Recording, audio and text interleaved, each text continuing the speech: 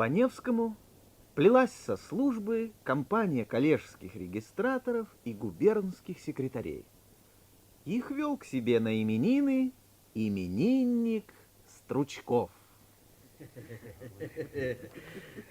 С тебя, братец, причитается угощение, да. Водочки, коньячку. Да. Именинник, значит, должен угощать нас. Я, признаться, и аппетит того разыгрался. За твое здоровье, Стручков, с удовольствием выпью рюмочку и закушу.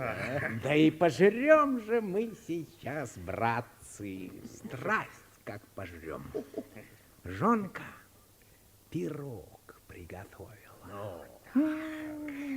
Сам вчера вечером за мукой бегал. Коньяк есть, Воронцовская. Жена, небось, заждалась? Да, одно плохо далеко живешь, братец. У черта на куличках. Это я-то уж старик, у меня ноги слабые.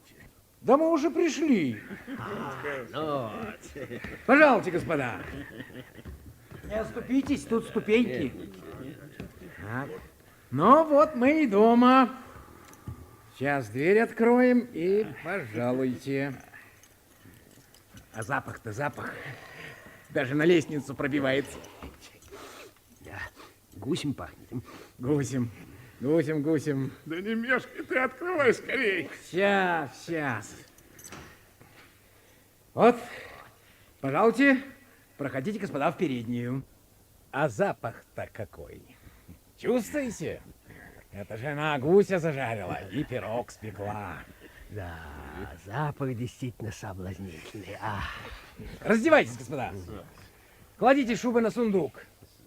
А где Катя? А? Эй, Катя! Сбор всех частей прикатил. Акулина, поди помоги гостям раздеться. А это что такое? Где?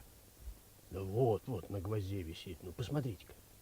Батюшки, фуражка новая с кокарды. Братцы, это он? Это его фуражка. Он здесь? Да, он здесь, у Кати. Выйдемте, господа. Посидим где-нибудь в трактире, подождем, пока он уйдет. Осторожно. Тут ступенечка. А трактир здесь близко, за углом. Посидим, побеседуем. А?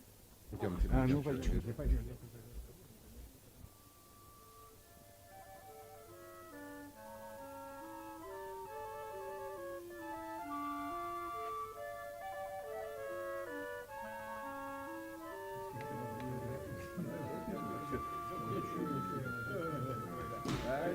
Человек, пару пива!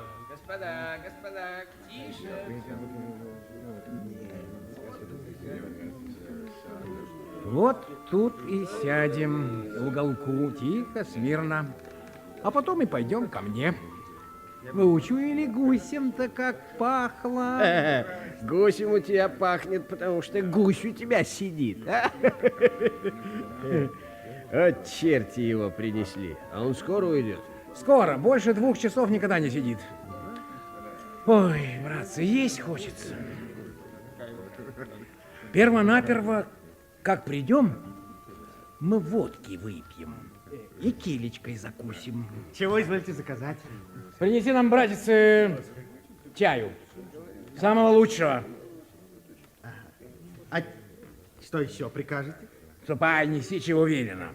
Слушай. Да. Так выпьем, значит, и килечкой закусим. Потом повторим, братцы. После второй сейчас же за пирог. Иначе аппетит пропадет. Моя жонка хорошо пироги делает. Да, щи будут. А сардин купил? 2 коробки. Колбаса 4 сортов. Ой, жене, должно быть, тоже есть хочется. Ввалился черт.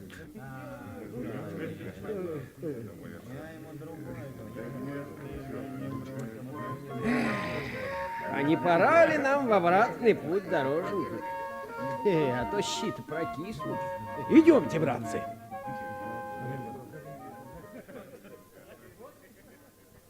Когда чиновники вошли в переднюю Стручковых, пахло еще сильнее прежнего. Сквозь полуотворенную кухонную дверь чиновники увидели гуся и чашку с огурцами. Кухарка Акулина что-то вынимала из печки. Опять неблагополучно, братцы. Что такое? Опять чья-то шапка висит.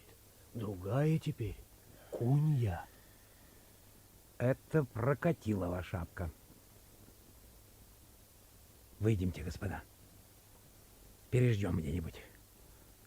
Этот недолго сидит. Не ровен час услышит быть беде. И у этого скверновца такая хорошенькая жена. Дуракам счастье, ваше превосходительство. Выйдемте, господа. Посидим опять в трактире, переждем. Этот недолго сидит. Пивца выпьем пока что. Есть хочется. Ничего. Теперь уж недолго ждать. О, Прокатилов сила. Действительный статский советник. Часу твоей посидит, да зато тебе 10 лет блаженства. Фортуна, брат. Зачем огорчаться? Огорчаться не надо. Да я без вас знаю, что не надо. Не в том дело. Мне обидно, что есть хочется. Пошли в трактир, потребовали пива. А через 1,5 часа опять пошли к Стручкову.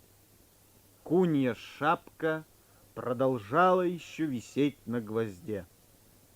Пришлось опять ретироваться. Только в 8 часу вечера гвоздь был свободен от постоя, и можно было приняться за пирог. Пирог был сух, щи теплы, гусь пережарен. Все перепортила карьера Стручкова. Ели, впрочем, с аппетитом.